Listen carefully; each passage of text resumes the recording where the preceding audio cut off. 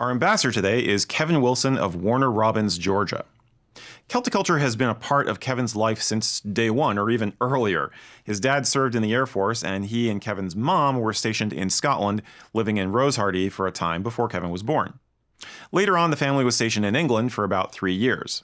Seems something rubbed off on the young lad. Kevin got his first kilt at the tender age of 12. Kevin makes his living these days working with computers. For the past decade, he's been working for the U.S. government. His work involves making sure U.S. servicemen get the equipment they need on time to do their jobs and to make it back home safely. In his free time, Kevin loves hiking in the Okmulgee Mounds National Historic Park. He also plays the dulcimer. Originally, this was just a graduation gift, but for over 18 years now, Kevin has been delighting his friends and church congregation with his playing.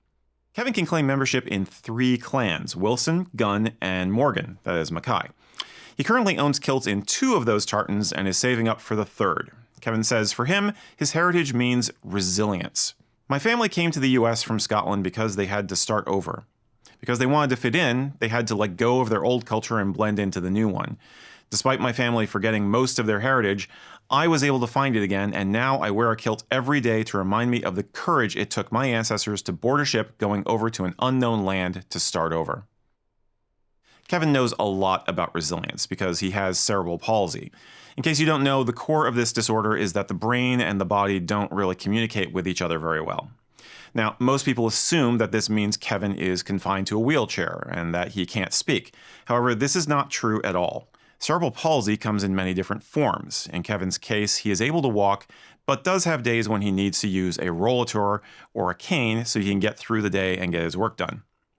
Kevin does wear a back and knee brace sometimes because his muscles get tired and need a little assistance. So for Kevin, it's about finding logical workarounds and inventing systems for himself. For example, Kevin can't drive.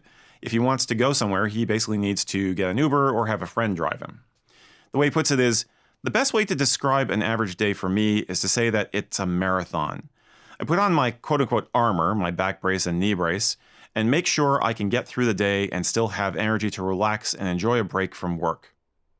I have busy days and fun weekends just like most people, but I need a support system to do all the things that I need to do.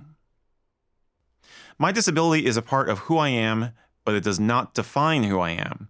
It is important to embrace your disability, but don't let it become the definition of who you are as a person.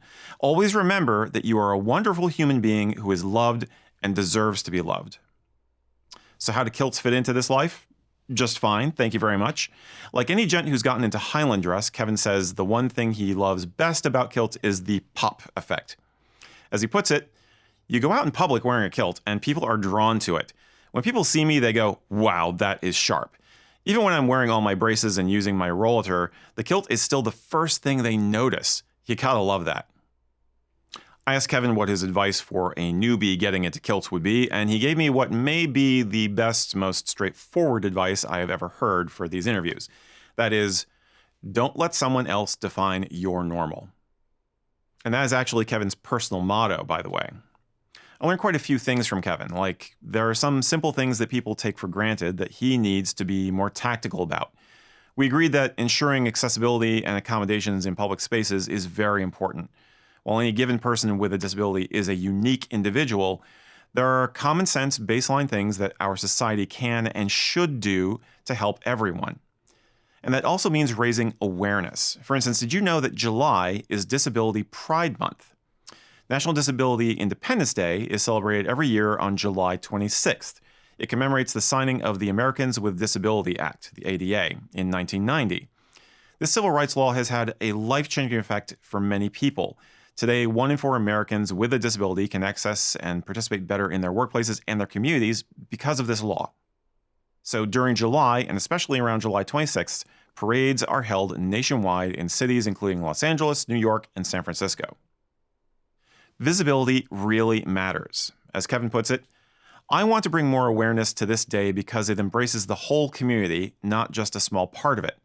It is a way for us to celebrate who we are and show the world that we are happy with the bodies we have and we don't need to be changed. Kevin, by the way, is considering designing a tartan based on the Disability Pride flag. I'm looking forward to seeing how that comes out. So if you want to learn more about Disability Pride Month, National Disability Independence Day, or cerebral palsy, please check out the links in the description below.